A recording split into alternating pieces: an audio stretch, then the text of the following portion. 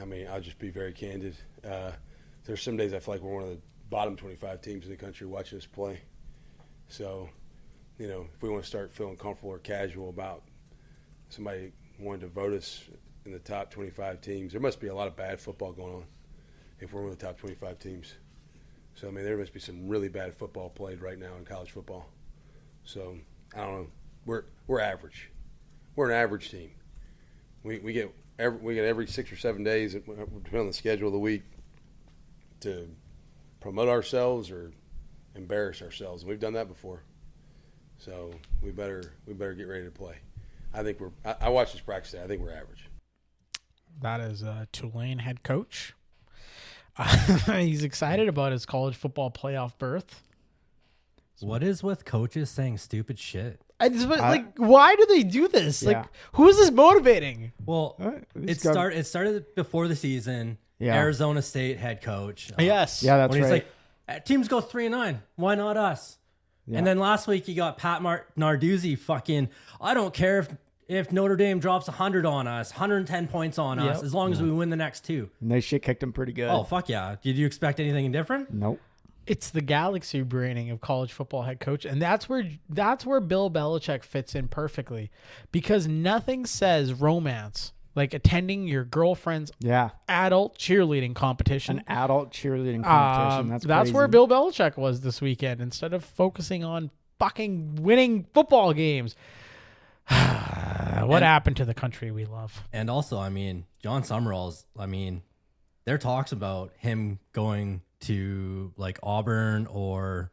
Oh, yeah. I would not hire... Why would you say shit? I would not hire him at all. Like, I think that's a great way to prove that you're not up for the... What a dumb thing to say. What an absolute dumb thing today. Well, I'm saying, let's hit the intro. Hit the intro. You're tuned in to the Red Zone Blitz. Here we go. The home for all things NFL and college football. Ready?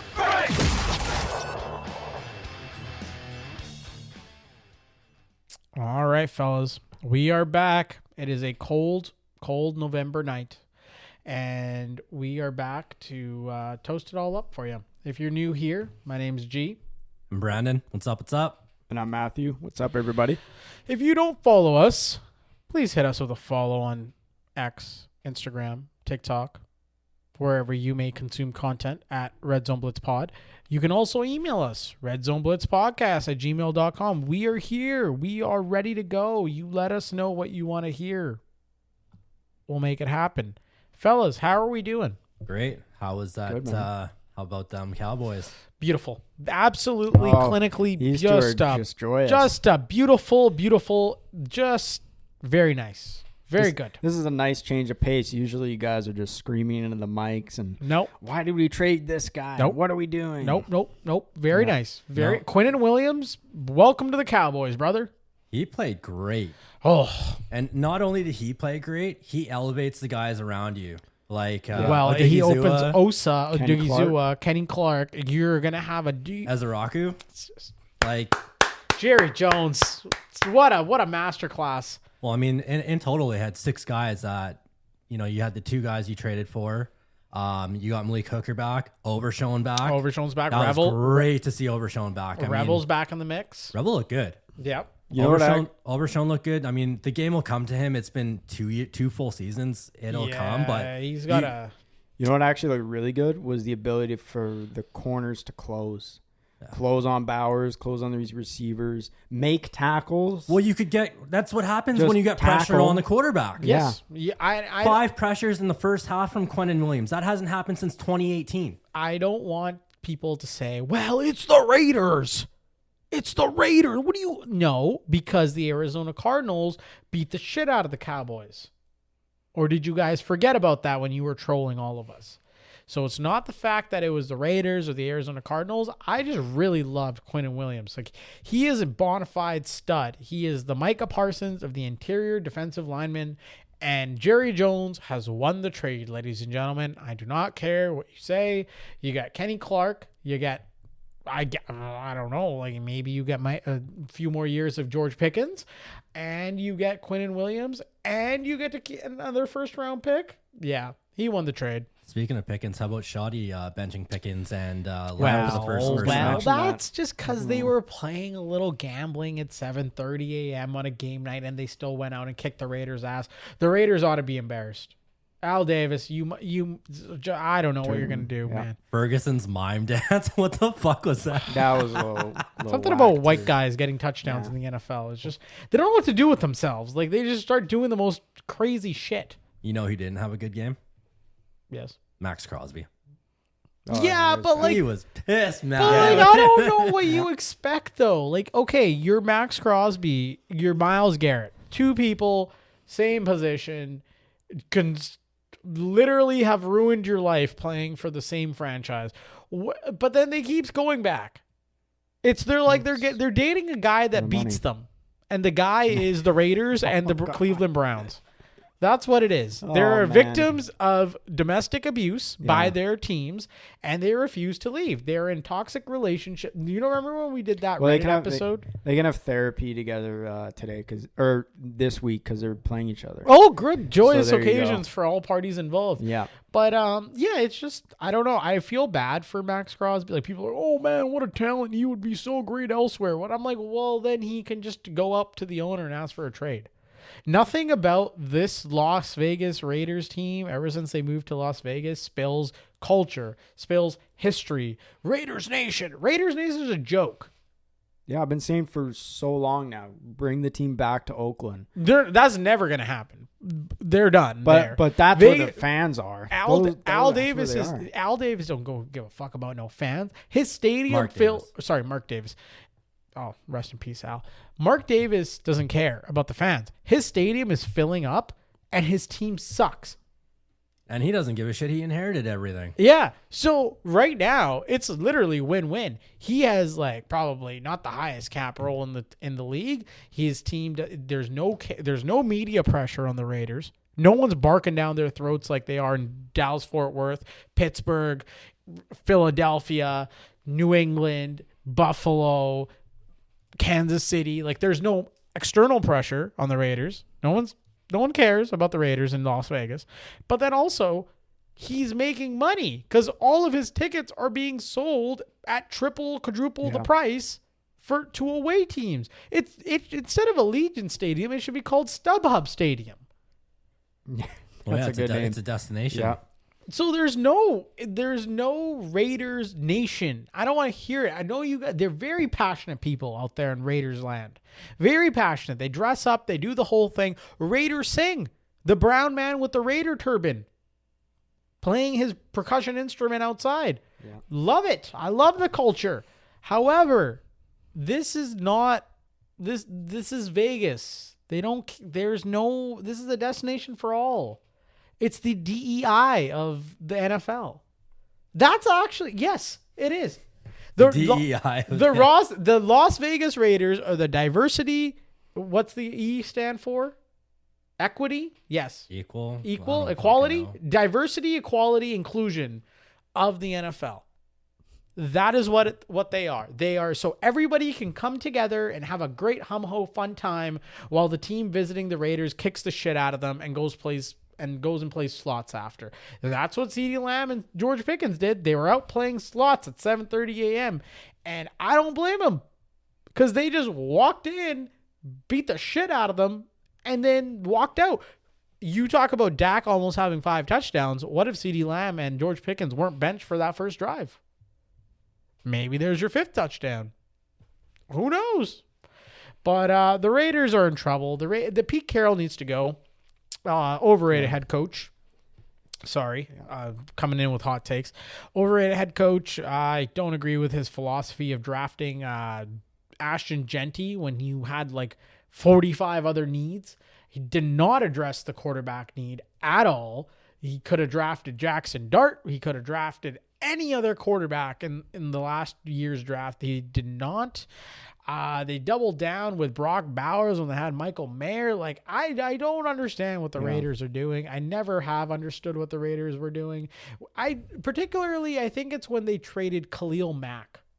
That's when I was like... that was the start of it. I was like, what Like, Yeah. what the fuck are the Raiders doing? And why are they doing this to themselves? And then, you got Max Crosby, and you should probably explore trading him. That was the start of it. But watching that game, like just like obviously the Cowboys, every phase of football, they just dominated. Yeah.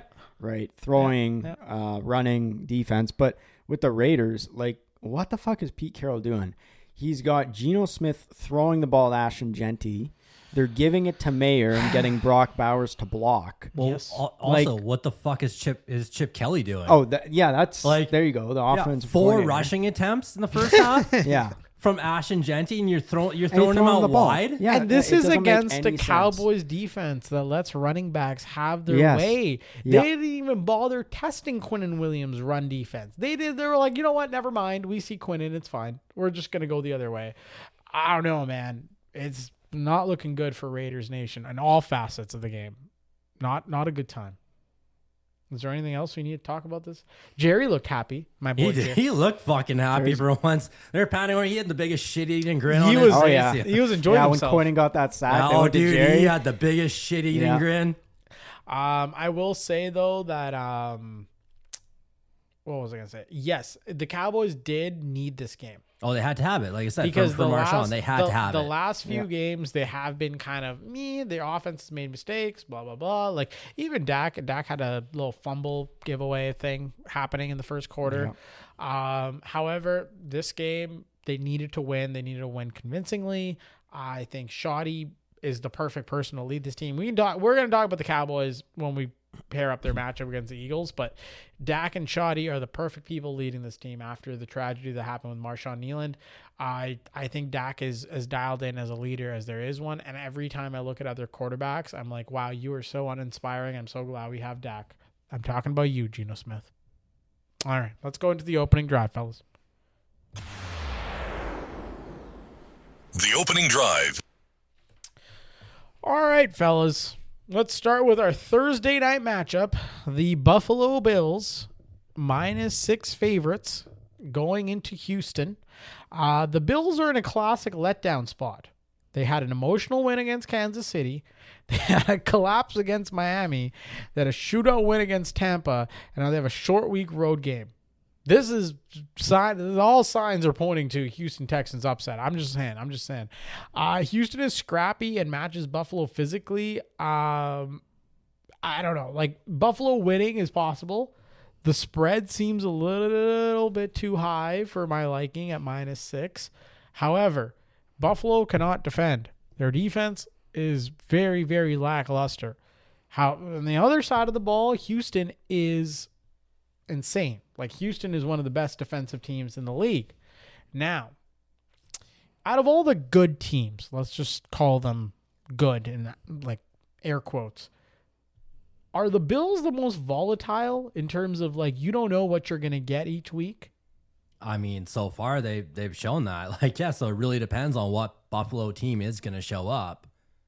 I mean, is Keon Coleman going to show up to the meetings this week? Well, that would be a key indicator. There's Yes. a possibility that they might just shut him down the whole year. They said, How I- Not like he's fucking done yeah. anything anyways. But, like, that's such mismanagement on the Bills front office. You A knew little this bit. guy. It's not like he woke up one day in November and was like, I'm not going to show up to a meeting. You know what you had. You knew what you had in the room. You went onto the trade deadline. You did nothing. If I knew I had a problem at wide receiver, I would have at least maybe explored. Like, what are you going to go after Brandon Cooks now that he's a free agent? I don't think the answer was activating Gabe Davis. No. That was what they did. A big play, Gabe? No, Yeah. that's not what happens. I don't. Like, the thing is, Buffalo. Listen, all the power to them. Such lovely fans. I met so many on my trip to Greece. Met so many Bills fans. They were so excited about their Bills this year. And you know what? Maybe you still have a right to be excited. Maybe you still have a right to believe. However, they are not scary. I don't look at Buffalo and I'm like, oh God. Josh Allen is one guy. Yeah. He is one guy. He's a great guy. I sound like Donald Trump. Yeah. One guy, great guy. He's great at what he does. However, you need to defend the football. Josh Allen's not going to go out there and play defense for you. No. And they're unable to do that. They let Tampa Bay with Baker Mayfield, half a leg of Cade Otton, and Sean Tucker was suddenly Woody Marks. If you've got Woody Marks in your fantasy football lineups, you might want to put him in because that might be a play. Yeah. But now going to Houston, does Houston have the roster to pull a true upset here? I mean, they've played great without C.J. Stroud. I mean, they're holding the line with Davis Mills. Just speaking back on the Texans defense, they've allowed fewer than 200 passing yards in 7 straight and fewer than 20 points in 7 of 10 games overall. So there you go. That's the perfect kryptonite to go up against this Bills offense. Yeah. And if the Bills can't score, the Bills can't defend. Yeah. I mean, Mills has been throwing it well. Last 2 games, over 250 yards and a couple of touchdowns. Bills are not the best road team. They're 2-2, right? At home, they're 5-1. So you're looking at this. Mills is starting. There's no Kincaid for the Bills. Yeah. And yeah, Woody Marks playing. I think Nick Chubb might actually have a role in this one too. He might actually be the deciding factor. But that's the thing, right? You got second best offense with the Bills, best defense in Houston at home. They definitely do have a shot. I think so. Yeah, I think it's going to be a tough matchup, especially like the game that the Bills had against the Bucs. Really like back and forth game, and now you're having a short week, like you said. That might be a little tricky. Like they can't. Like Josh Allen's not going to put up another 6 touchdowns. I talked some shit about. Well, are there even Houston Texans fans out there? Now's the time. It's a good time to find out. Let's see. Yeah. Let's see if you guys can make some noise at home. Now going back to the Bills. Are the Bills still a legit AFC contender, or is it just week-to-week chaos? I think this is the week that's going to basically prove either side. I think this is the week they're going to show if they come out and win, you can come out and say, okay, look, that's a great win beating that defense. If they lose, that's just going to be like with the Carolina Panthers. They're just that inconsistency. Because there's some good teams in that AFC, man. Like you got the Broncos, you got the Patriots, you got the Colts. You like there's a road to like being the best team, and I don't know. The Chiefs are still in there. Why haven't we mentioned the Chiefs? Because no one gives a shit about the Chiefs this year. Everyone's hoping the Chiefs falter this year. You got the Ravens. You got the Steelers kicking the dirt here. You got the Chargers still in there. You got Jacksonville. I don't know, man. Like, I don't think the AFC is not a clear-cut division. It's not. It's not, oh, the Bills are just the best team in football. They're not built like the best team in football, and I think that's the problem. I think when you go into a season and you're like, the way you manage the cap, you almost have it. So it's really the best time to really capitalize on your window is when your quarterback is on his rookie deal, because you can get the most amount out of it, right? Like the quarterback's the most valued position in the sport, and when they're on their rookie deal, you're able to pay a wide receiver more money than you should. You're able to pay a defensive tackle more money than you should. You're able to pay offensive linemen more than you should, and that's why the Chiefs were able to keep Tyreek Hill for so long with Patrick Mahomes, because Mahomes is on a rookie deal. Now, have they capitalized the best way with the Josh Allen window? I don't think so. I don't think they've capitalized the best way. I don't think they have surrounded Josh Allen with the talent he needs. I'm going to be very candid. James Cook is not a very good running back. He's a good running back because he plays with Josh Allen. But if I put James Cook on the Carolina Panthers, can he do what Rico Dowdle does? I don't think so. I think James Cook is a product of that system. However, maybe a running back isn't the answer. Maybe it's a wide receiver. Why didn't you draft a wide receiver? You had ample opportunity. You had the guy out of there's a kid out of TCU that's playing for Green Bay now, and he caught a touchdown. And I'm like, you know which team could use him? Buffalo. Buffalo could use, you could watch any other game in the NFL right now, and Buffalo could use a wide receiver, the second or third stringer wide receiver on that team. Yeah. And that's not really on Josh Allen. I know the coach is probably going to get fired. It's not on the coach either. It's on the general manager. It's on, like, I can't blame ownership. Ownership spent all this money building the stadium. They spent all this money on the team. The Sabres suck. Buffalo's reeling. Yeah. The Bills are the only good kind of part about them, but I don't know. That's what I have to say. Sorry, Bills fans. I'm sorry to rip into you, but I got Houston beating you this week. Oh. Yeah. How about you?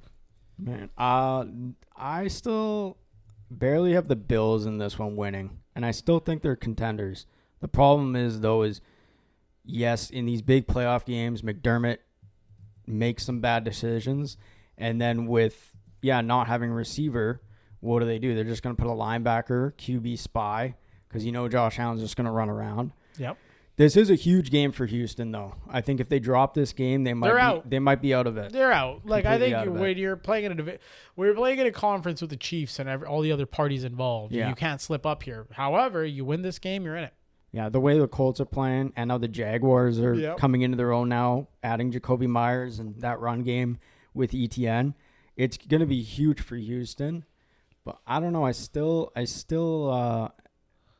don't know. I feel like with the Bills, it's like there's certain number of teams that give them problems.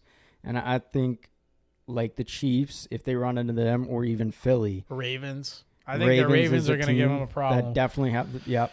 I think that first game the Bills won, they should have lost. Yep. I think the Ravens outplayed them 99% of the time. Who do you got, Brendan? I'm going to go with the Bills, but I think Texans are covering -6, Bills -6. I think that's too high. Awesome. I think Bills win. Let's move on to the good old Minnesota Vikings, shall we? Shall we do that? We've got Mr. Number 9 playing quarterback for them. Despite losing 4 of 5, metrics say Minnesota and Green Bay are surprisingly even. Green Bay opens up at -6.5. favorites. Packers aren't playing to their talent level. Jacobs is still a question mark. The Green Bay Packers should almost lost to the Giants last week. They've lost to the Panthers. They've tied the Cowboys. They're reeling. They're reeling. Before we go into that, apparently Minnesota is going to pop some bottles, fellas. This matchup. So here's JJ McCarthy talking about that. Go back and you watch the film. How close are you to piecing everything together and just saying, like, man, if I would just do this, we would be much better than what we are? I feel like, for me, I kind of make the analogy of just like, a cork about to come off a bottle. Just understanding that it's, 1 to 3 little things that I need to change about my game that is going to make a huge difference in the outcome of every single drive in the game. So, yeah, I feel like it's really close, but it all comes down to the consistency of. Wow. They cut him off. They cut him off in the press. Consistency of what? The consistency of just Buddy, that JJ McCarthy and consistency do not go together in the same sentence. I don't know. Buddy, that's like giving the bottle to like a chooch, and then he's about to pop it, and the cork just bounces off the wall and just breaks like your aunt's vase. Just sitting on the corner, just like, that was a bad idea. Pure destruction to get you to pop that bottle.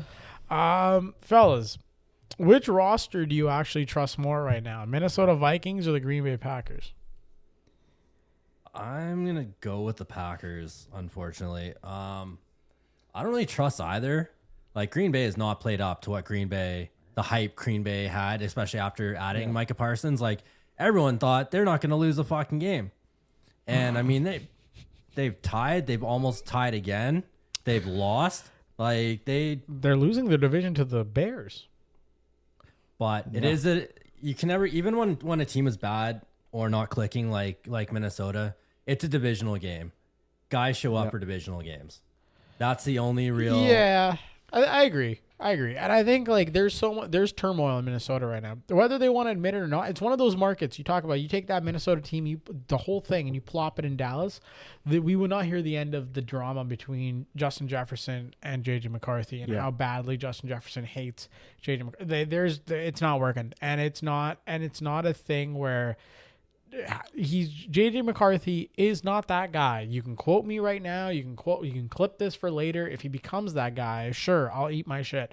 But JJ McCarthy isn't that quarterback that demands respect right now. He's throwing the ball to the other team. He's throwing the ball in the dirt. He's throwing the ball to the sidelines. You know where he's not throwing the ball? To the number 1 wide receiver in the league, Justin Jefferson. You can't get within fucking like the vicinity. No, it's not even like close. He's not even missing him. He's missing him by a mile. So next time you guys watch JJ McCarthy, I want you guys to watch his plant leg, and I want you to watch the little flick he does with his leg when he throws. It's his right leg.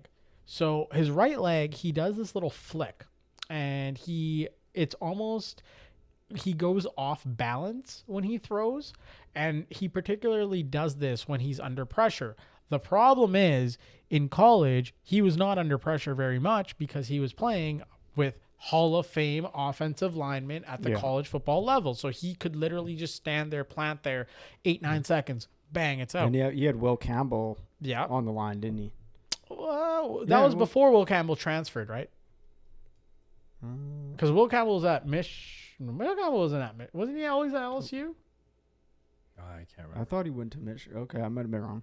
He had some demons on his offensive line though, I remember. But the thing is like you watch his back foot when he throws, and he almost does this little toe flick, and that's what's causing all these balls that are supposed to be going into the guy's hands to flutter up and go into the sidelines, to flutter up and go into the dirt, because there's no control on the ball.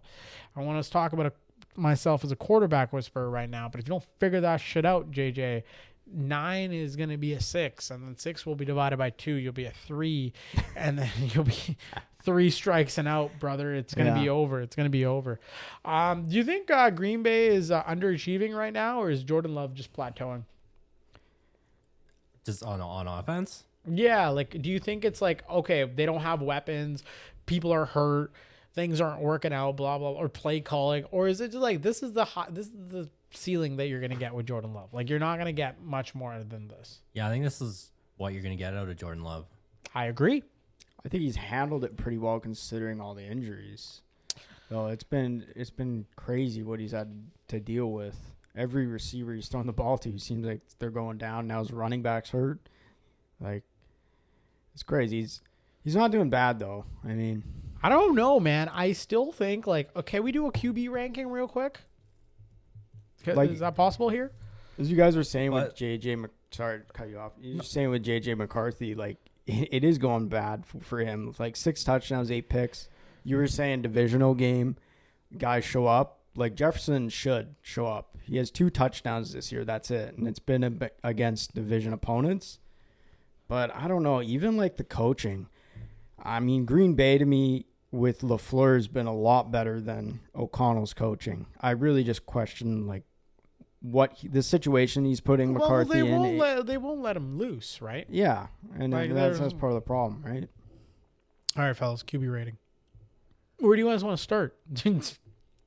With both of these guys? No, like in general, like who do you think is the lowest rated quarterback for QB rating right now, if you had to guess? Oh, right now in the league? Yeah. Starting quarterbacks. You had him on your fantasy football team. It was Cam Ward. It is Cam Ward, yeah. Who's second lowest? Maybe Tyler Shaw. Probably Justin Fields. Nope, Dylan Gabriel. And then a notch above him? I don't know, there's been a lot of bad quarterbacks. Geno. We're going to get through this. Geno Smith, and then it's Justin Fields. 29 is Jacoby Brissett.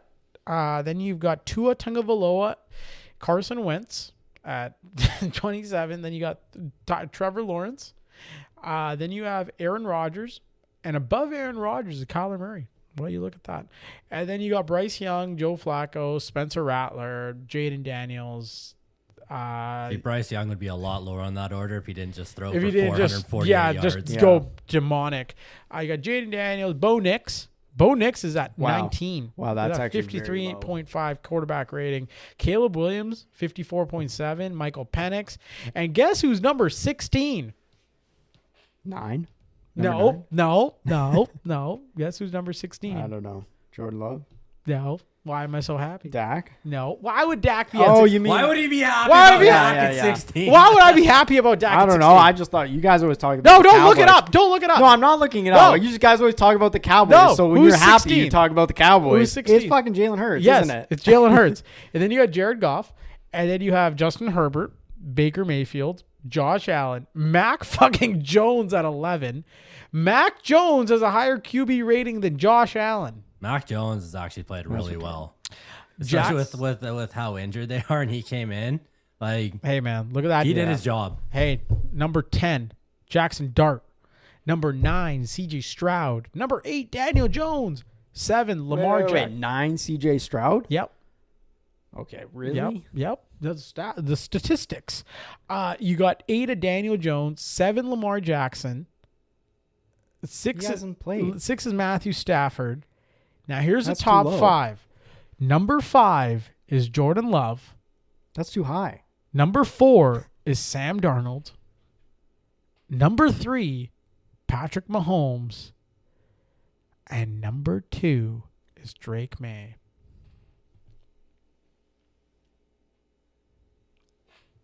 So, sorry. Where's don't stop now. Sorry. Number 1, Yeah. QB rating, 2025 regular season, Dakota Rain Prescott.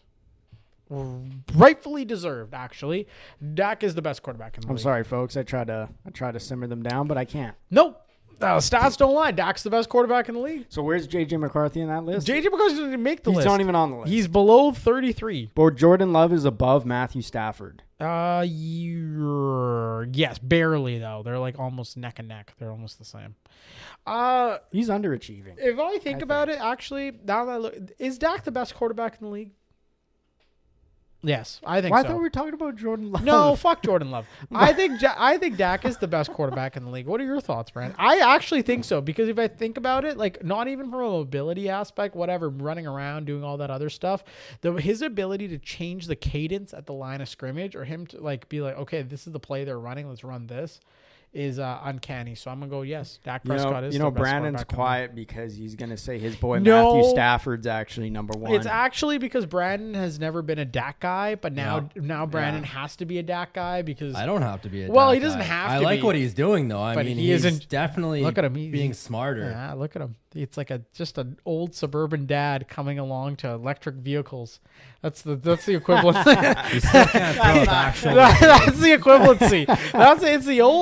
It's the old fucking Texas dad finally driving a Toyota, being like, these fucking Japanese things aren't too Hold bad. on a eh? minute. Hold Schmuck." on. This got a frunk? Hold on a Yeah, hey, minute. what's going on here? They got 2 trunks in this motherfucker. But back to it. Who are our picks, guys? Minnesota versus Green Bay. I'm taking Green Bay. I'm gonna take Green Bay Green too. Bay. It disgusts me to do so. Actually, no. My hate for JJ McCarthy is greater than my Yeah, hate for. it's too strong. You cannot go the Vikings. Yeah, I do not like him. I do not like JJ McCarthy. You know what I don't like? It's A lot of upsetting people me. do is that stupid skull chant. I think that's stupid.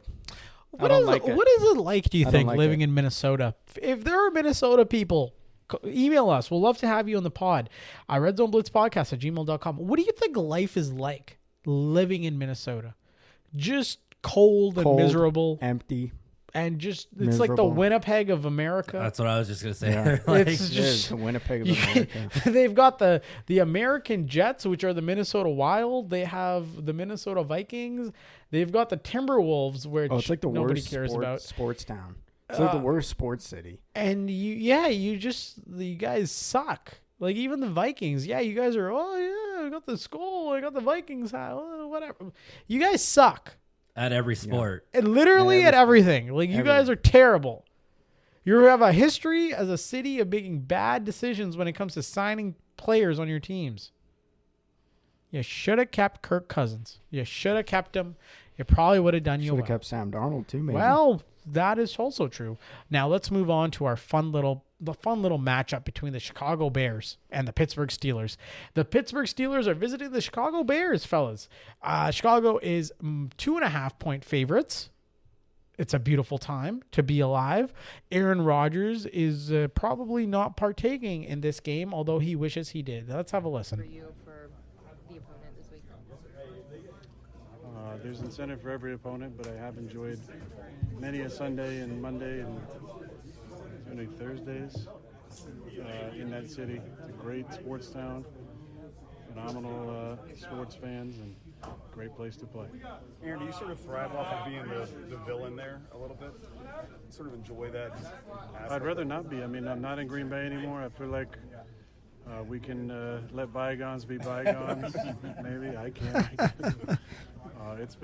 It's a great rivalry. Fucking idiot. In the history of all sports, you talk about the Lakers and the Celtics and the Red Sox and the Yankees. You got to talk about the Packers and the Bears. And there's been some great memories there. When I first got to Green Bay, the Bears had the all-time series lead. When I left, the Packers did. And since Jay Love has taken over, it's even gotten better. But I hope those fans can put that behind them. I'm sure they can. Don't expect them to, but I really enjoy the city. They got great sports fans. I grew up watching WGN on my five-channel TV back in the day, so I was a Cubs fan and a Bulls fan. And how can you not be a Bulls fan unless you don't like Michael Jordan? I did. I loved him. So it was a lot of fun memories over the years playing. I've always wondered what life. Are you playing for Chicago or are you playing against Chicago? I've always. And are you still a Green Bay Packer or do you play for the Pittsburgh Steelers? Let me translate. Let's hear what you want to say. He's basically was saying, go get me my Percocet, and I'm gonna go up to my attic and I'm just gonna dust off my championship Green Bay Packer belt and just go belt to ass on the Bears because that's who he owns. But I'm just Who's your daddy? Who's your daddy now? I'm so confused. He never talked about anything about, renowned Steelers rivalry with the Bears or trying to spark something with Caleb. It was all about the Packers and it was all about the Bears. This man. It was, and then he got to like Chicago sports for some reason. And then Michael Jordan was involved and. There's a lot of. I really wonder it's what time life for bed, Grandpa. I really wonder what life would be like. You know what? If Aaron Rodgers became a Cowboys quarterback, even if it's 1 year, the fucking media tour that would be happening we'd get quotes for fucking days. But just a question for both of you, because you guys are younger than me. Do you know what a fucking TV with only 5 channels is like? Yes, actually. Yes. I have experienced that before. I have. Yes. Because we moved houses and the cable wasn't set up. So my dad put this like antenna box on top of my TV and it had CBC. I think it had like 1 other or 2 other channels and that was it. And then the other channels, you're watching static just to see a clear picture every 1 second. That's how I watched Monday Night Raw as a kid because we didn't have the channel because we were poor. Well, I don't know if we were poor. My dad just refused to. Hello, I don't want this channel. But it was, I don't know if it was, I think it might have been a negotiation gone wrong with our cable service provider. But, I used to watch Monday Night Raw through the static, and I remember watching entrances like Stone Cold entering and like all these people entering, and sometimes the static would get really close to a real picture. I'm like, whoa, what the fuck is happening? And then it would just go back to static. So shout out to you kids now with internet and phones and all that other gizmos and all that other stuff that you have. We did not have that kind of stuff back in the day. Just aged myself 10 years. All right. Rodgers, broken wrist. I would not be surprised if he still plays this thing, man. I mean, it's not his throwing hand, right? No, it's not. Left wrist. I don't think he cares at this point. Fucking wrap it in the cast. Yeah, You're good, I think he would be fine. I think one-handed Rodgers is better than Mason Rudolph with 4 hands and a brain. Sorry, I turned Mason Rudolph into a Hindu god there with multiple hands. and a brain. I think Steelers defense will keep this thing tight, but Chicago people laugh at them because they're like, oh, they're the Bears. The offense is not like offenses of the past. It's not Jay Cutler throwing the ball or Mitch Trubisky. It's actually formidable. They're actually running different plays. The Chicago run game has a real edge, especially with Jalen Warren out. I think Chicago's going to win this game. Now, my question is to you guys, should the Steelers even play Rodgers hurt? What is there a point? Honestly, what I saw out of Rudolph at the end of that game, Rudolph and Gainwell versus Rodgers and Warren, I think I would actually sit Rodgers. What is the fascination with you Steelers fans and pain? Why do you guys enjoy? Why can't you guys enjoy some thrilling oh my god, Aaron? See, this is what I mean. They're so working class. They don't even know how to market a game. They were you had the option to have Aaron Rodgers come in with one arm, pop a perk like you said. Go into Chicago, belt to ass the Bears. But no, you're I really like the 2 screens of Mason Rudolph through to Kenneth Gainwell. Yeah. You know what? That's what we're going to run. We're going to run Kenneth Gainwell, Mason Rudolph up and down, and we're going to bore you to fucking death. And you are going to like it. And we're going to squeak out of there with a 17-14 victory. And that's the end of the game. Well, I'll tell you Very Steelers of you. No, but I'll tell you what I want. Well, no. I'll tell you what I want to see and what all the Steeler fans want to see. I speak for all of us. Oh, we want the defense giving us turnovers and we can create points off turnovers. The classic which they Arthur have Smith done. method. The No, classic Arthur Smith method. Arthur, if that's his method, that's his method. Don't you know? Like, I get let the hired. defense do get everything? hired onto a great defensive team as an offensive coordinator. Have the defense put up all the points. People look at the stats, being like, "Wow, they put up a lot of points." Arthur Smith rejoices, gets hired by the Falcons, terrorizes that organization. We'll talk about you Falcons shortly.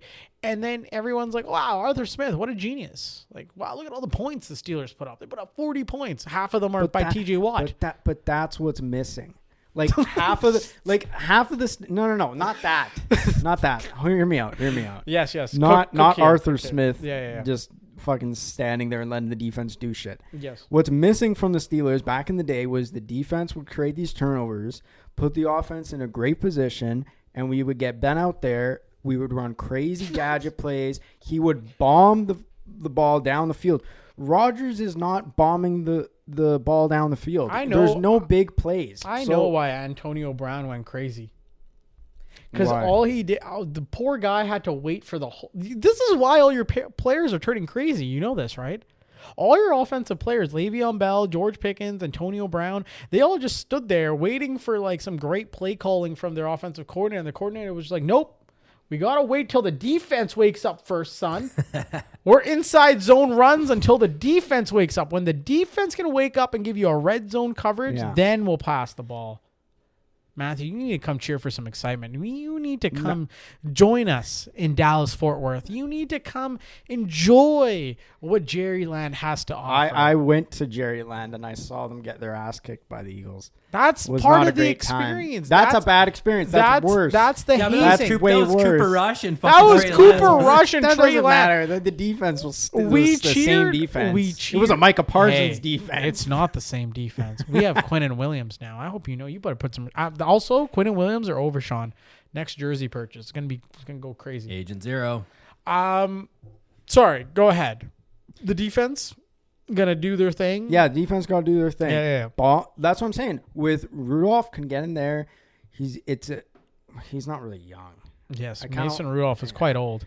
Don't make me But bring he's up got the a bit of an Myles arm. Garrett incident. He's when got. he was, I know. Maybe, little racist. Maybe bench him against the Browns if. This is why you get spit on by other players.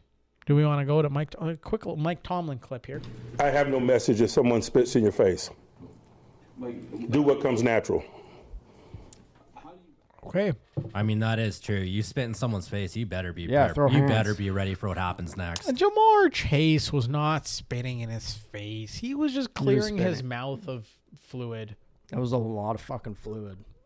Okay. Directed in. Okay. The Jalen one Ramsey's thing is, I understand your sentiment because when Jalen Carter spit on Dak Prescott, I think I called Jalen Carter every name in the book, and I think I probably professionally have gone too far where Jalen Carter, I might be in threat of physical injury if I'm around Jalen Carter. That's how badly You were like, when that happened, you were like Terrell Owens, aviator shades crying. You were like, that's my quarterback. Don't do that. That's my guy. Yeah, I was just very confused as to what the fuck this dumbass Philadelphia Eagle just did. But then I remembered the Philadelphia Eagles. It's not his fault. His helmet is too small for him. Yeah. So when this happened, all you see is rage baiting texts from Matthew going, this motherfucker just spit on one of our fucking players and our guy's getting fucking kicked out. So I understand. Listen, all right. I understand because at least in my scenario, Dak Prescott didn't get kicked out. He had the calm, cool, why he's going to be the MVP this year. Because he was standing behind his offensive fucking line. Exactly.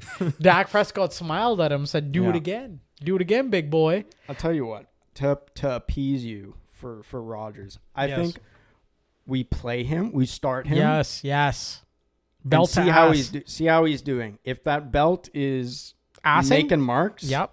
If it's making marks on the Chicago Bears defense, then leave him in. But if he's struggling, if he's not making red marks on the ass. If he fractures it, if he breaks his fibula or breaks his hand, take him out. But in other cases, keep him in.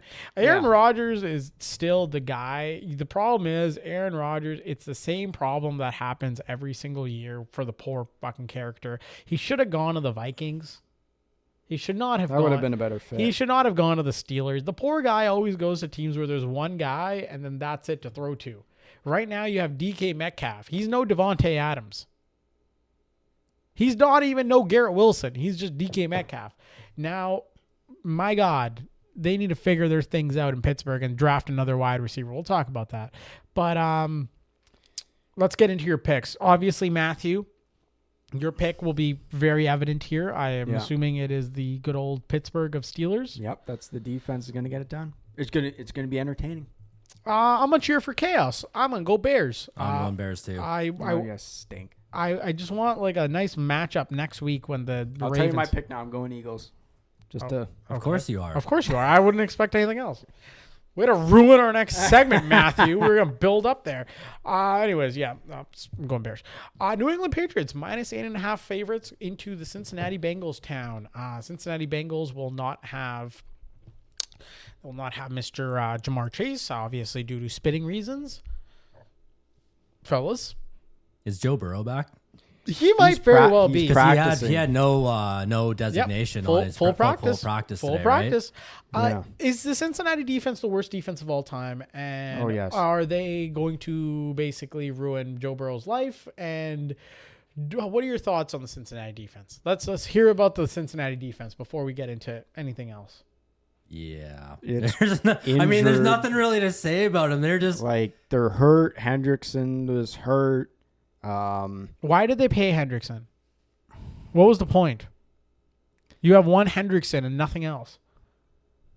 Why did they're an unserious organization. Crickets right now. Well, that's what I mean. What do you say about it? It's been nothing changes. It's been you've known what the issues have been for more than a season now. Why are they and they're not addressing it? They're not changing it. Why are they bringing Burrow back?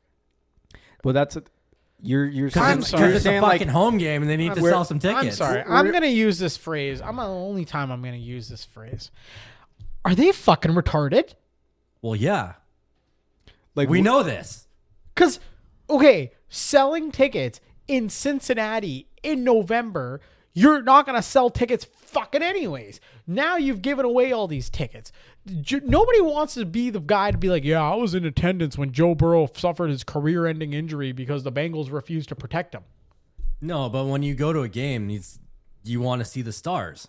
Joe Burrow is the star, especially if Jamar Chase isn't in. Well, I guess that is true. Actually, they've ruined. They've lost one star due to spitting. So, might as well. I don't know. The Bengals are garbage. I refuse to talk more about the Bengals because the Bengals are trash. Is Drake May already a top 10 quarterback, fellas? Absolutely. I don't know. I need to see more.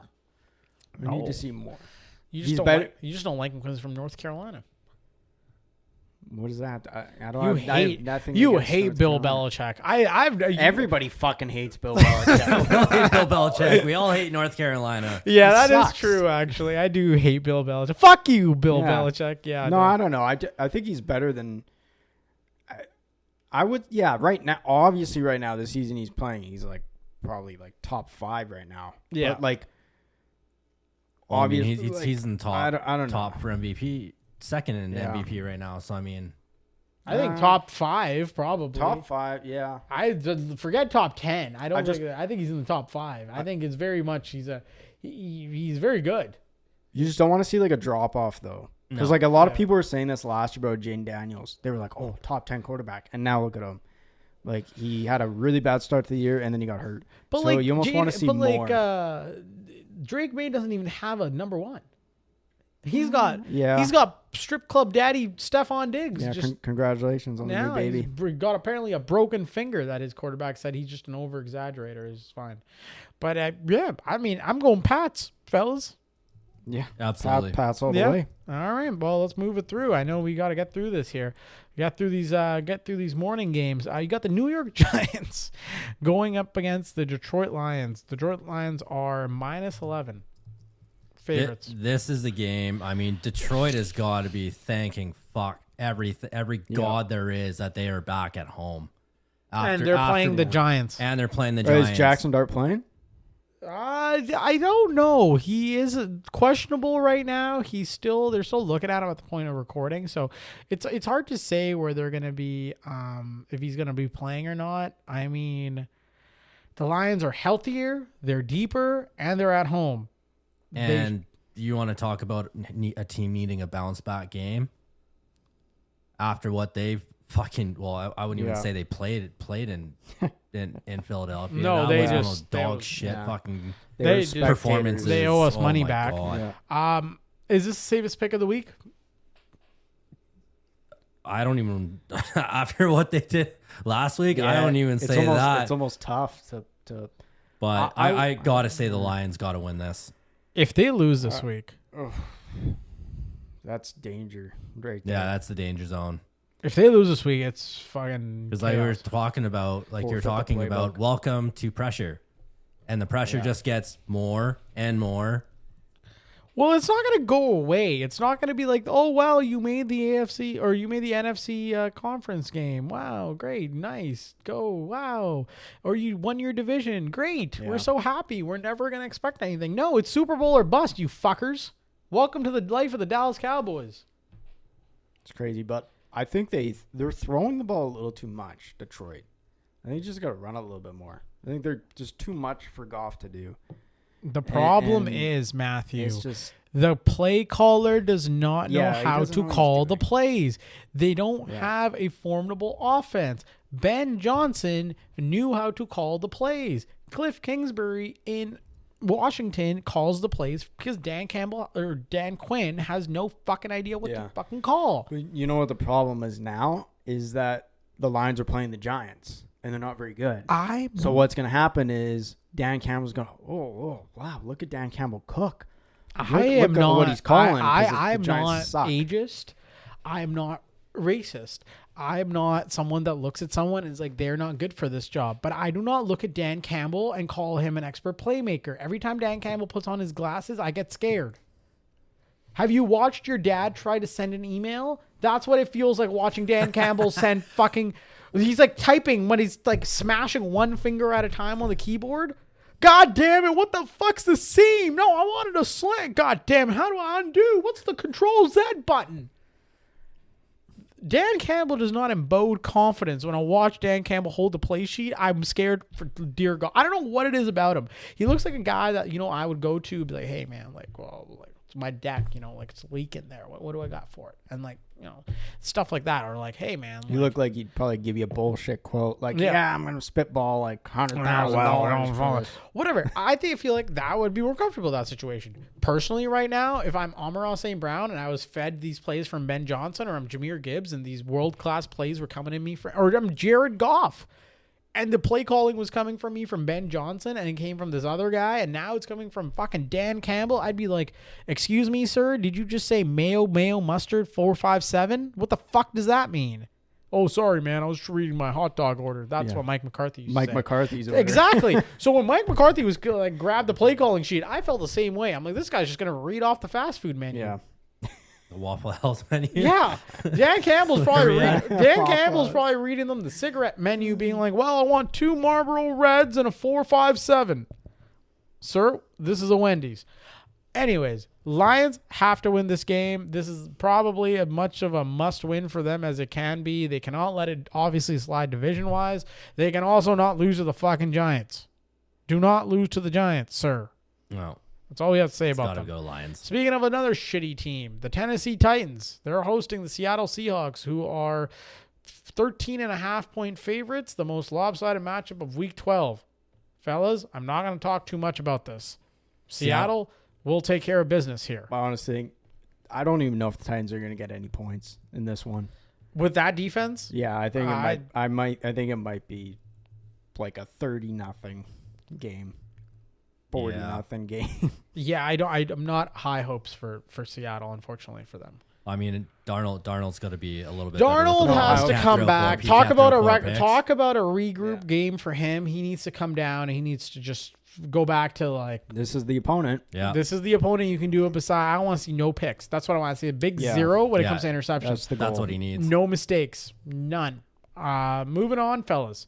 Indianapolis Colts this is our Colts. This is our team. We bleed blue. Shout out Seth Erskine, guest of the Red Zone Blitz. Maybe a recurring guest. Colts are visiting Kansas City. Kansas City opens up as -3.5 favorites. fellas. That basically means Is that disrespectful to the Indianapolis Colts faithful? That's a little disrespectful. No, not really, because it's in Kansas City. That's basically making Kansas City win by 1. And then you're giving obviously the home field advantage. You're giving them the extra points, but the way Kansas City's been playing, I think Indianapolis. I think the Colts are going to win. Coming off a bye. I think the Colts are going to win. They've I had think 2 you're weeks right. to prepare for this. I think Colts are going to go in. They're going to win, and the Kansas City Chiefs are in fucking trouble. I think so. But 100%. What do you think, Matthew? I agree with him. Coming off a bye week, it really helps. Matthew every picking the team. Colts. It's a new I know, day. it is a new day. He But spoke, I also, he spoke to really Seth. hate- He got happy. Yeah. I liked his Welcome name. to the club. I liked his name. I mean, I learned a little bit earlier than you did, but Yeah. Yes. I probably hate the Chiefs more, to be honest with you. So Stephen A. Smith was on First Take this morning, and he said the Chiefs have a better chance of making the Super Bowl than they do of missing the playoffs. Listen in.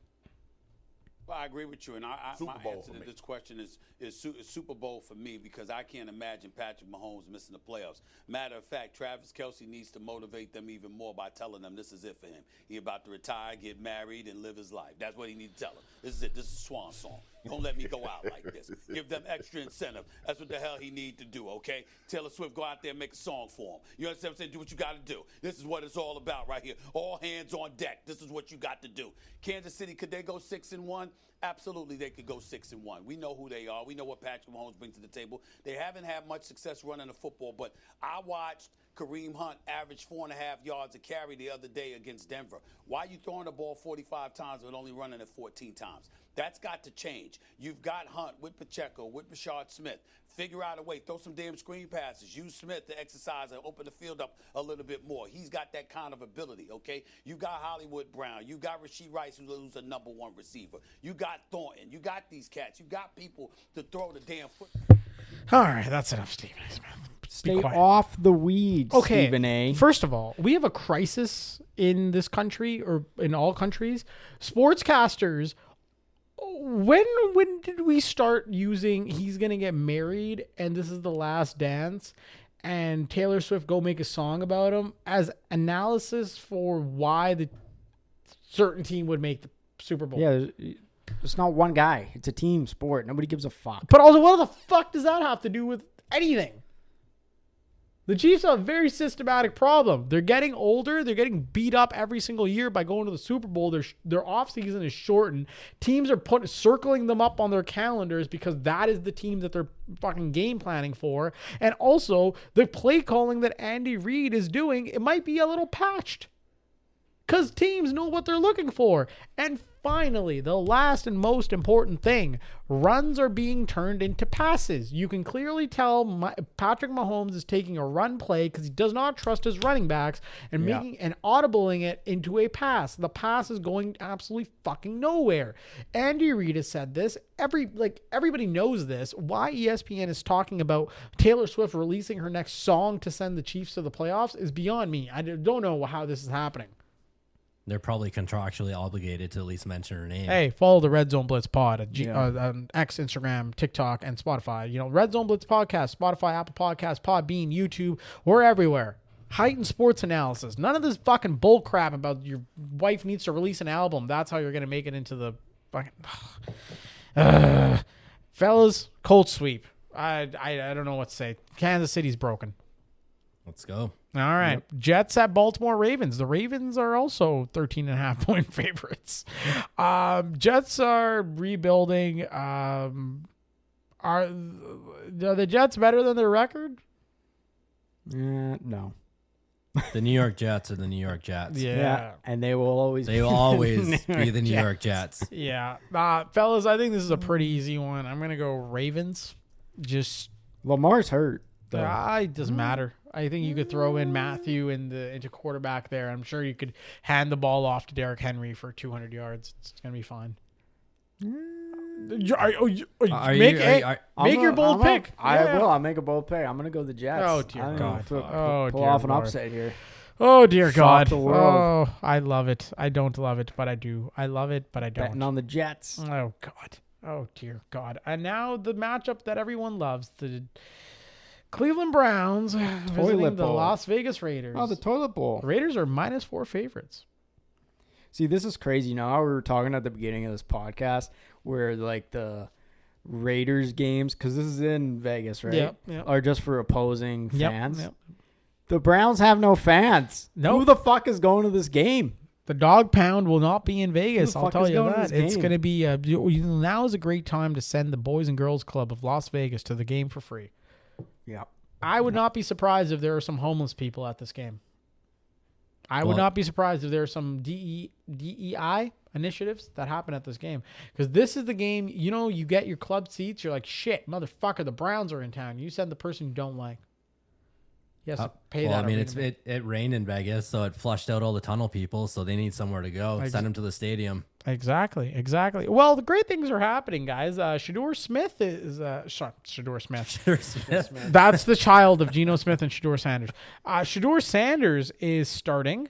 About fucking time. Crazy, finally. Here's what he has to say. Yeah, for instance, I know our fans have a lot of expectations and hope, and I would be doing a disservice to myself and disservice to the organization if I didn't feel like I am the guy. I did everything I need to. I'm doing everything I need to prepare to be the best version of myself as possible. With the circumstances, everything got to be sped up, and that's great.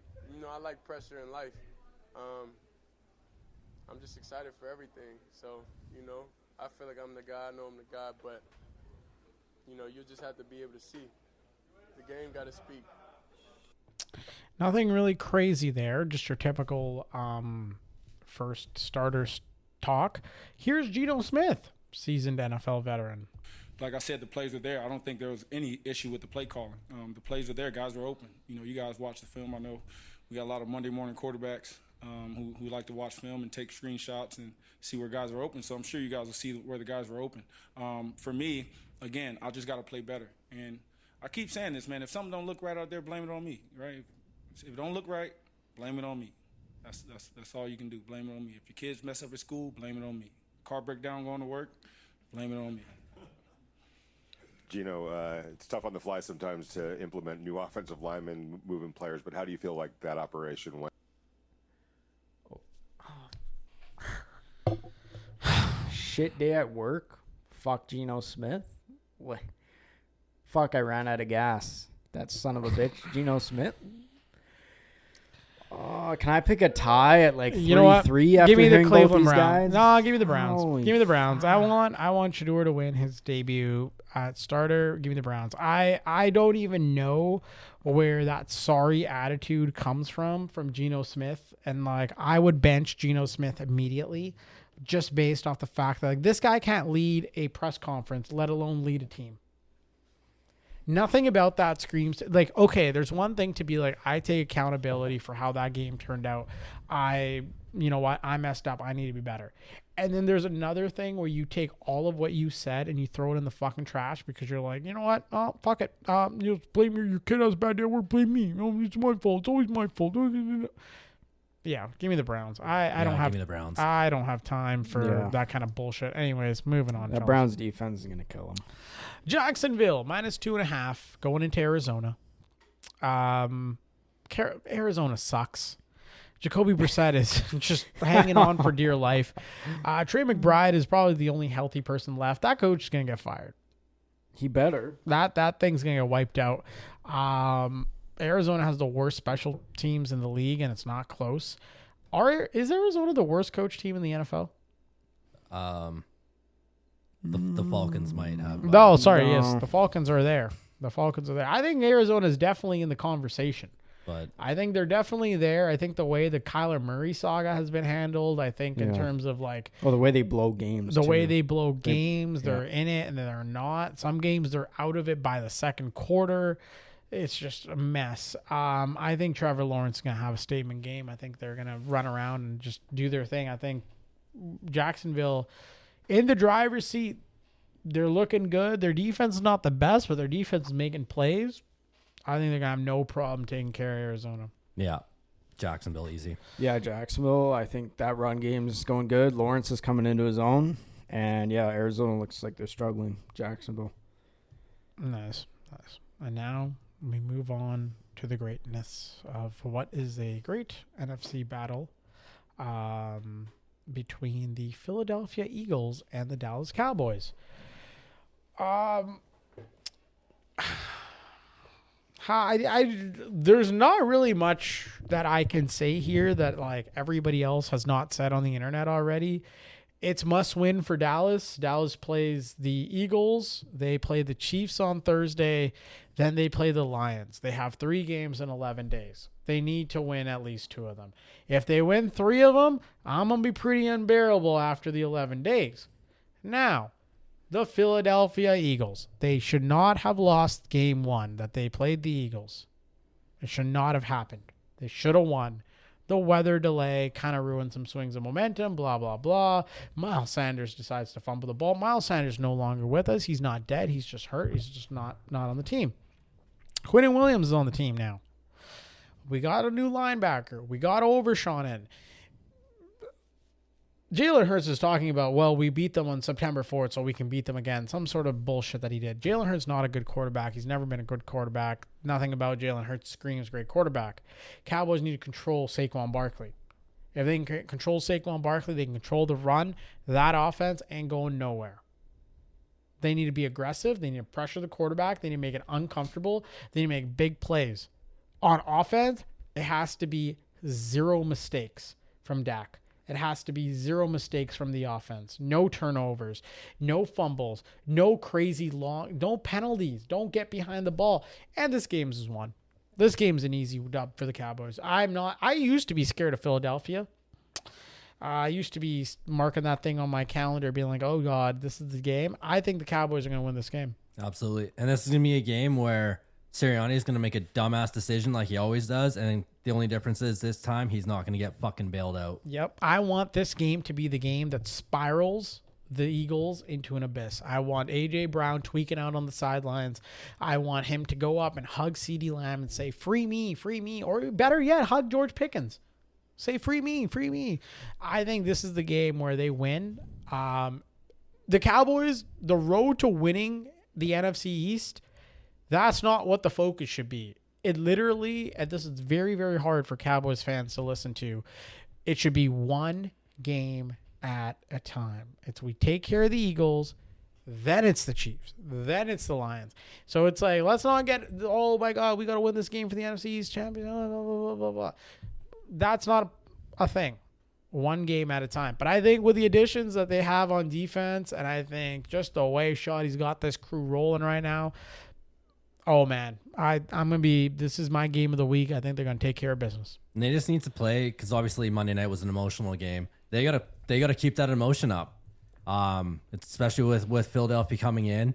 You can't be happy with how that opening game went. I don't think so. And I think there's got to be there. You got to want it, man, and you got to make sure that like you get a little bit of your respect back. I think for the last couple of years at least, it's you've been a little bit of a punching bag to Philadelphia, and I think now is the time where you got to fight back and be like, no, man, like I'm not gonna get pushed around by you anymore. I'm gonna fight back. So I think it's a statement game from the Cowboys. I think they get it done. Yeah, I'm going Cowboys. Yeah, especially when you have like 3 close games. You don't have much of a rest. You have to play like your brand of football. Big chunk plays on offense. Now the defense pressuring the quarterback with Williams, Clark, Overshown. Secondary can feed off that. I know I said the Eagles before. I was actually joking. If you gave me the last year's Eagles team versus the Cowboys, maybe different. But the way the Eagles have been playing now looks very unmotivating. And the way that the Cowboys offense has been playing, pretty hard to stop. So if that defense can play like they did against the Raiders and they're at home, I have Dallas in this one. Yes, sir. Yes, sir. Welcome to the dark side. Welcome. Atlanta Falcons going into New Orleans. New Orleans actually opens up as 1.5 point favorites. Falcons defense has given up 119 points in 4 weeks. Saints offense has only scored 44 in that same span. So we'll see which one wins. I think the QB situation probably tilts it. Cousins is starting, hurts Atlanta. Tyler, how do you say his name? It's like Shuck. Tyler Shuck is steady. He hasn't been outrageously, like he hasn't stolen them any game. But he's been good. Kirk Cousins had something to say about his start and what it means to him. Let's listen in. My dad used to say, you don't use the position, you don't use people to advance your position. You use the position you have to advance people. And when you're the backup quarterback, you certainly have a chance to influence people, but it's different when you're starting. And so I think the opportunity to use an increased position to help build people around me is what I enjoy doing and what I'll do long after I'm done playing football. And so it's tempting in this league to try to use people to build your position. But I think the healthiest way to approach it is let me use this position, this opportunity to try to build people. And so when I look at my teammates, coaches, not saying that it's my job to do that, but just knowing that you have an opportunity to help all together kind of build something, I think that's what you get excited about is that part of it. Unfortunately for you, Kirk, you play for a terrorist organization called the Atlanta Falcons. I was going to say, that was like nicely well said, but then you realize that Kirk Cousins and his agent have been using people and ripping off teams in the NFL and getting paid a bunch of money to just sit on the fucking bench. So. Kirk Cousins doesn't want to be a backup. He wants to be a starter. You can tell from the way he says, like, you can't do much when you're a backup. You can do it when you're starting. Like, yeah, everything about his statement is, I should be the starter. I should be doing this. I get it. Oh, he's salty. Yeah. A little bit. So go out there and ball out, brother. Like, let's see it. Because you can take the job. The Falcons are going nowhere, and it's really sad, and I hope this coaching staff is also going nowhere. They're basically coaching for the sake of finishing out their season. They're most likely going to be let go, and you would be crazy to keep them. At the same time, New Orleans has nothing to lose except for draft position. Speaking of that, so I'm going to go with the Saints, and I'm going to Saints because I want the Falcons to lose because you know why? They don't have their first round draft pick this year. Oh. They traded that. Oh, no. And guess who has it? Oh, no. Guess who has their first round pick? Who did they possibly make a trade with? The LA Rams, baby. The LA Rams are going to have Atlanta Falcons first round draft pick in next year's draft. They traded him so they could draft James Pierce. Oh. Wow. Oh, no. Oh, yeah. Wow. Yeah. The Rams are picking 8th right now. That's actually nuts. Dear. I saw that, and I was like, I wrote it down to make sure I remembered it. But oh, dear God. Oh, the Falcons are so screwed. Yeah, I'm going to go Saints. I think just the way the Falcons run things, they don't deserve any prosperity. The play calling, the coaching, nothing about it. I'm not a big fan of Kellen Moore. I'm not a big fan of Tyler Shuck or anybody on the Saints, but I think the Falcons find a way to lose games. Listen, the Falcons might be very much in this game until the last moment, but I'm going to go Saints. I actually think Kirk Cousins will prove him wrong, and I think they'll just give the ball to Bijan. Oh. I don't think the Saints defense can stop him. Well, that's very nice Falcons. of you. Very nice of you. The evening game, Tampa Bay Buccaneers at the LA Rams. LA Rams are 6.5-point favorites at home. Bucks cannot survive shootouts. They're undefeated when allowing less than 20. So they have a losing record when they allow more than that. Rams offense is hot. The defense might just be even hotter. There's no stopping him. Is Stafford playing the best football of his career right now? It's got to be. Yeah. With the weapons he has right now, at the age, with the injuries, I think so. Are the Rams a legit dark horse? I mean, I called that before the season, so I'm sticking with it. You did. I don't even think they're a dark horse anymore. I think they're legitimately the front runner. Yeah, they're like the front runner. I'm gonna go Rams for this game. I think the Rams are just too good. It's the same. It's the same story every week. It's getting tiresome saying it, but the Buccaneers are just offensively. When you're missing your weapons, especially against a team like the Rams. Yeah. They're too hurt, man. Yep. They are too hurt. Carolina Panthers going into San Francisco on Monday night. San Francisco opens up -7. The Panthers are the league's luckiest team, I think. Sometimes they just find a way to win games, and I don't have any explanation how they do it. They beat the Packers, they beat the Cowboys, they just beat the Falcons off a wild overtime. people are starting to come back healthy for the 49ers. There's still some issues on their offensive side of the ball in terms of their weapons being out. McCaffrey's a big dog, man. And it's a revenge game for McCaffrey. Healthy fucking dog. He's a demon, and he's going up against his former team. I'm going to go 49ers. I don't think the Panthers will be able to do this. No, and like I said last week, last week when I picked Carolina to beat Atlanta, I just picked them. They're the most inconsistent team. They're going to find a way to win. They went in, like Bryce Young fucking balled out. T-Mac balled out. This is going to be the other side of the inconsistency, and I think they're just going to get steamrolled. I think both teams are pretty solid on defense. I thought you were going to be like, both teams are just going to have fun, and we're going to just end it off as a tie. No. They're not the Cowboys and the Packers. Because they were just out there to have fun. No, nothing's at stake there. Yeah. No, I think both defenses have been playing well. Rico Dowdle and Christian McCaffrey, honestly, have been really good this year. I think it'll be a close game, but I got the 49ers in this one, I think. And Purdy's playing? Purdy is healthy. Purdy's playing, yeah. Yeah, so I think even with him back, the 49ers are better. Even though Mac Jones has been okay, I still think it's Purdy's team. So, all right, there you go. 49ers sweep. All right, fellas, that was the NFL. Let's go into a quick dive into college for our Saturday Showdown segment. Saturday Showdown. All right, fellas. For this week, we got number 22 Missouri going into number 8 at Oklahoma. Missouri enters the week at 7-3 with a strong run-heavy offense, highlighted by star back Ahmed Hardy, who has been one of the most productive runners in the country. Oklahoma, meanwhile, leans on an elite defense that ranks near the top nationally in points allowed and is especially dominant against the run. This matchup boils down to whether Missouri can impose its ground game or whether Oklahoma's front seven shuts it down completely. While Oklahoma's offense has been inconsistent, home field advantage and their defensive strength make them more reliable. Fellas, can Missouri's run game actually break through Oklahoma's elite defensive front? I'll throw it to our resident Oklahoma hater, Brandon. Oh, I'm going to fucking punch myself after this. Oh, okay. This is not a good spot for Mizzou. They rely on the ground game. And OU has the best run defense in the league. Wild stat, running backs against this defense are averaging 0 yards before getting touched by a defender. They're not even getting to the line of scrimmage before getting touched. There's no...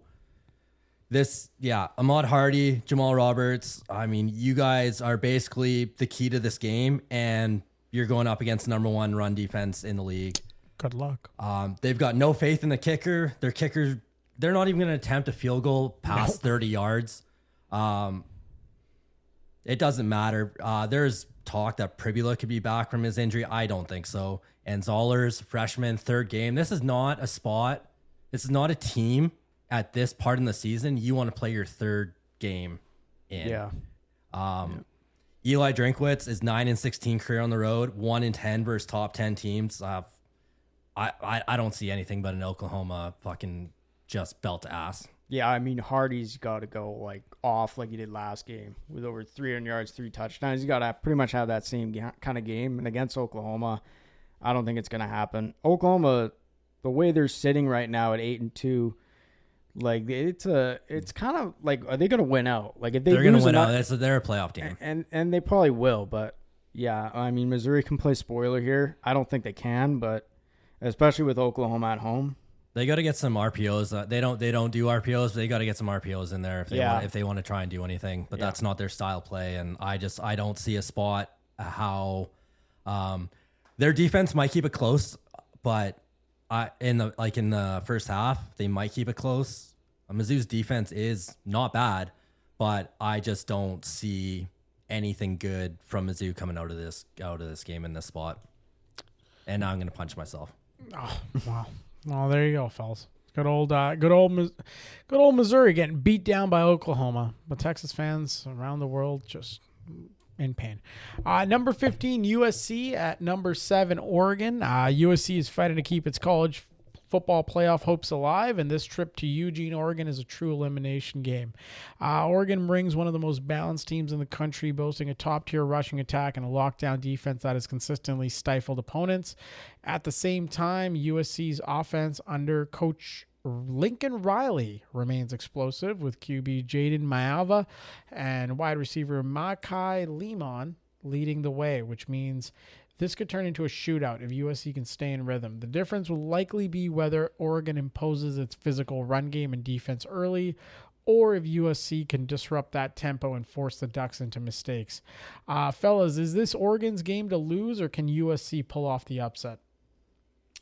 Yeah, I think it's Oregon's game to lose. USC definitely has the firepower to make things interesting, but Oregon's definitely deeper, more physical. They're a lot better, their defense, one of the best in the nation in keeping teams out of the end zone. But USC's offense, they can score in bunches. If USC hits explosive plays early, momentum shifts fast. Yeah. I agree with what you're saying. I think the only thing that might keep USC in it is that this is basically their season. So hopefully Lincoln Riley is not following the Tulane and Pittsburgh head coach theory of just absolutely no motivation at all. He's riling up the troops, because you lose this game, it's all over. And I know the California college circuit is not what it used to be. It does not have the brands and the names and the respect and the notoriety that USC once did.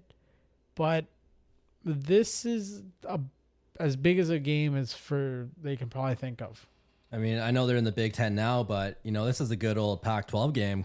Yeah, that's yes, sir. True. It is. USC under Lincoln Riley, offense has never been the problem. It's always been the defense. Mm-hmm. They're used to getting into all kinds of shootouts and just coming in the wrong end of them.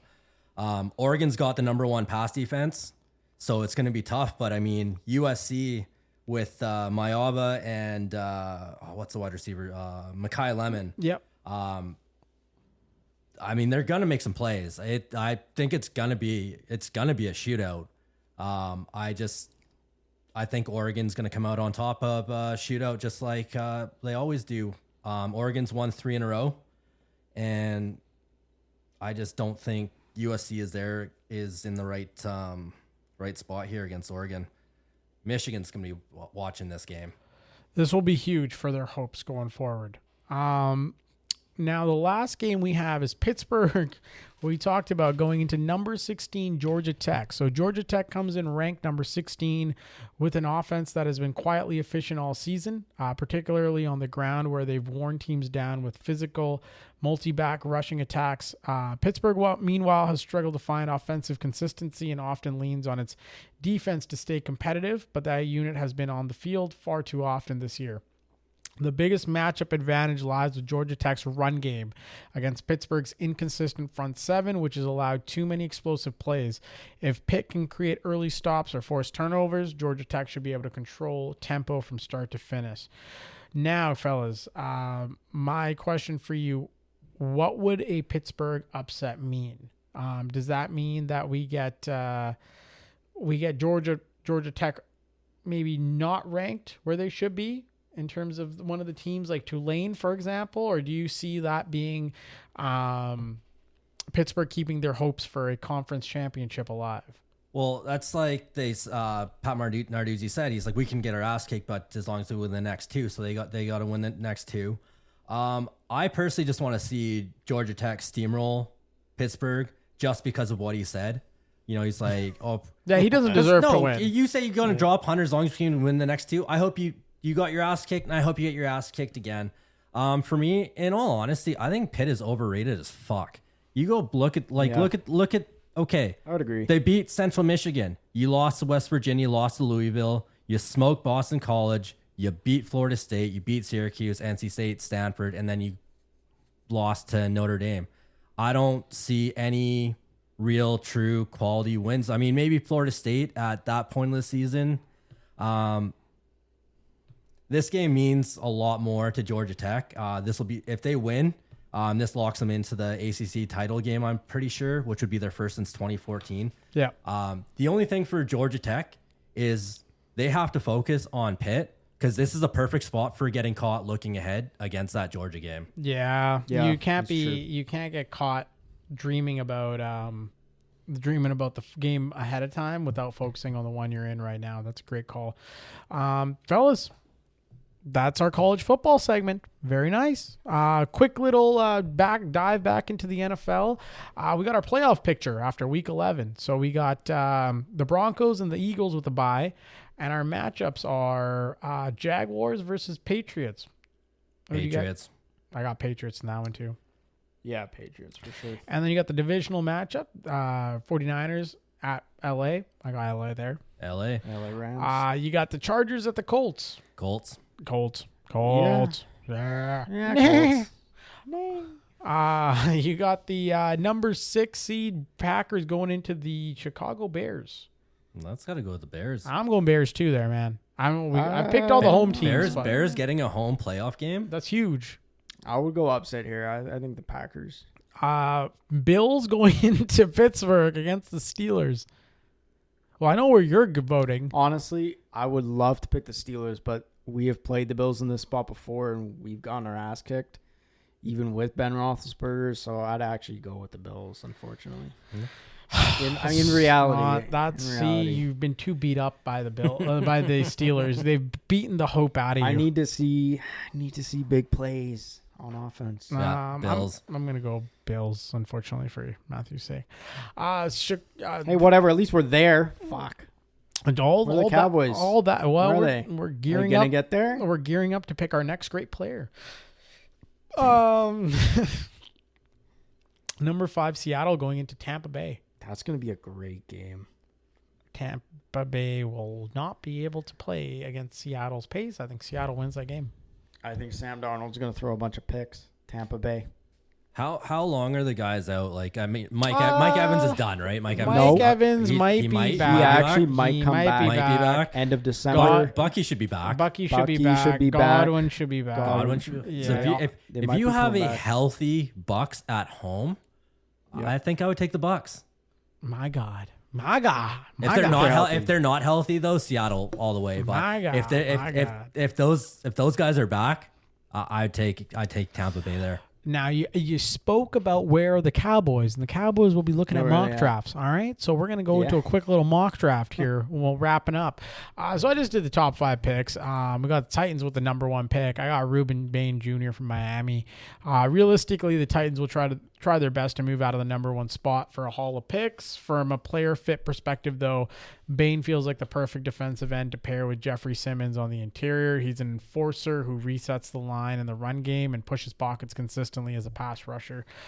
Giants are number 2, so I actually went with Jordan Tyson, Arizona wide receiver. So pair him up with Malik Neighbors. You're in for a good time. I think Jackson Dart, Malik Neighbors, Jordan Tyson. Cam Scatabo, your offense is clicking. Browns, I got them going. You know what? Why not? Dante Moore, quarterback for Oregon. Browns are in trouble. They haven't really figured out what they're doing. Quinjon Judkins is there. That's a great piece. Harold Fannin Jr. looks like the tight end of the future.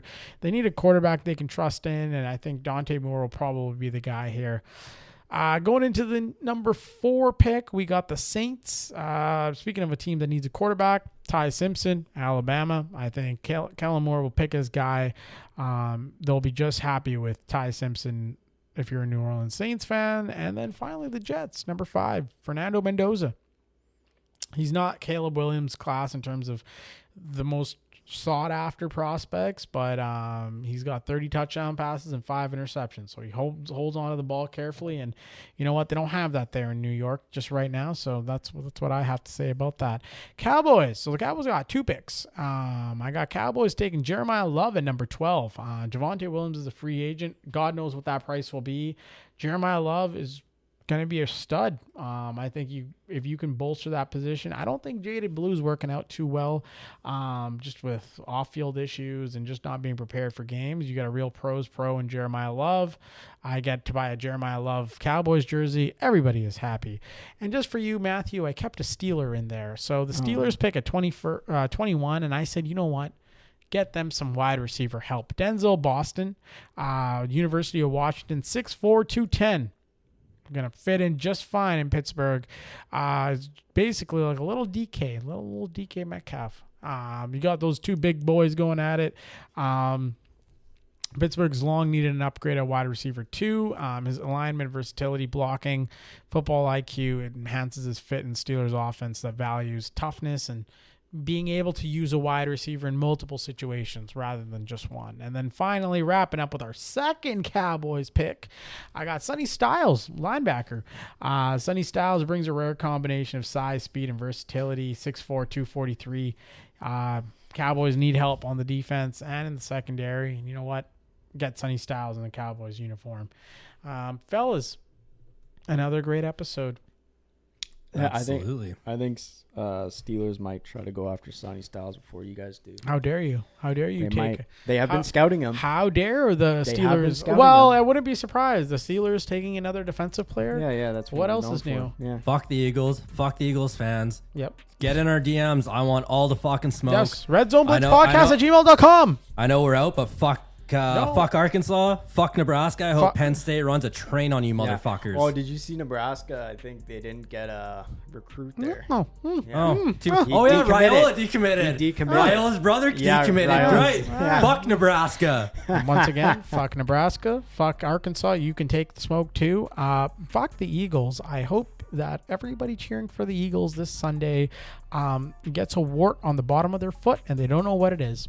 Get at us. Let's talk some shit. Red Zone Blitz Pod, X, Instagram, TikTok. You can hit us up there. You can email us, redzoneblitzpodcast@gmail.com.